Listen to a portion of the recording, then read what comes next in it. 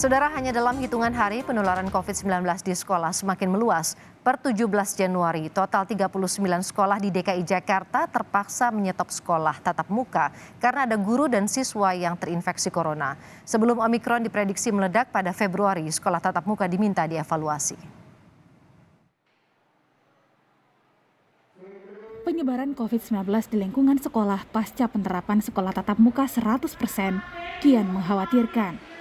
Di Jakarta, per 17 Januari 2022, sedikitnya 67 orang siswa, guru, dan tenaga kependidikan terinfeksi corona, hingga total 39 sekolah terpaksa ditutup sementara.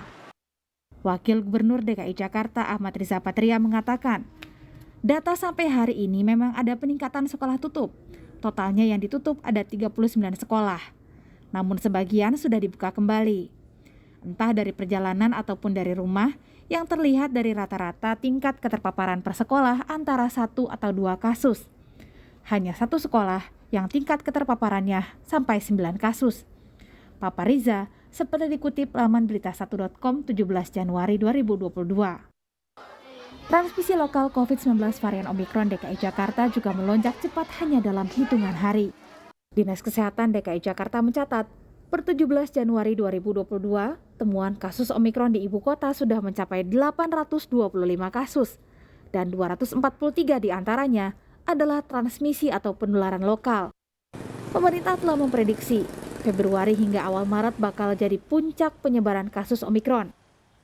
Meski gejala Omikron disebut ringan, hal ini tetap membahayakan jika terjadi lonjakan kasus dalam waktu yang bersamaan. Meskipun ini kasusnya ringan, kalau terjadi peningkatan yang begitu cepat karena penularannya 5 kali dari varian yang lain, itu pasti masyarakat yang merasa sakit, ya, itu akan juga otomatis lebih banyak dari sebelumnya. Ini mendorong masyarakat kemudian datang ke tempat-tempat pelayanan. Ini yang harus diantisipasi. Melihat tren penularan kasus COVID-19 di sekolah dan temuan Omikron yang semakin tinggi, pemerintah pun didorong untuk kembali membatasi sekolah tatap muka tanpa menunggu ledakan kasus. Tapi secara real kebijakan sebenarnya ini belum dilakukan. Misalnya juga ada PTM yang masih 100%.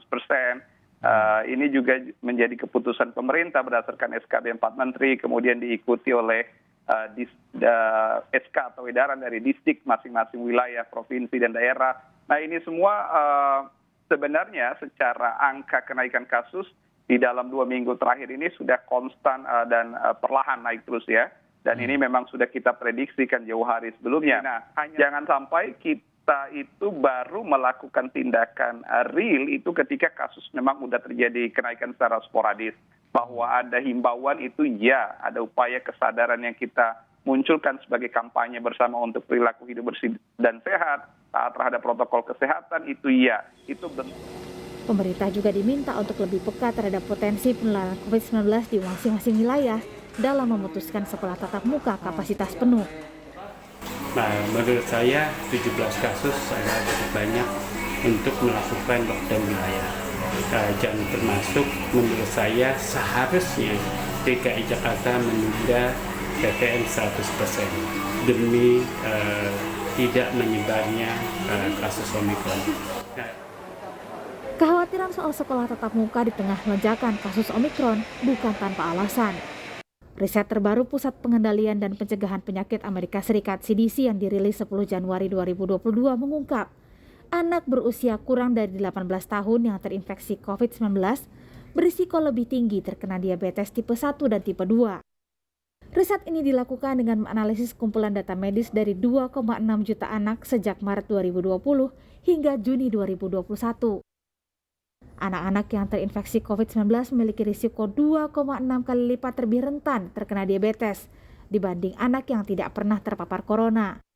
Dari riset ini juga terlihat bahwa ada peningkatan 30% diagnosis diabetes pada anak yang terinfeksi COVID-19. Oleh karena itu, meski gejala COVID-19 varian Omikron disebut ringan, pencegahan COVID-19 pada anak tak boleh disepelekan.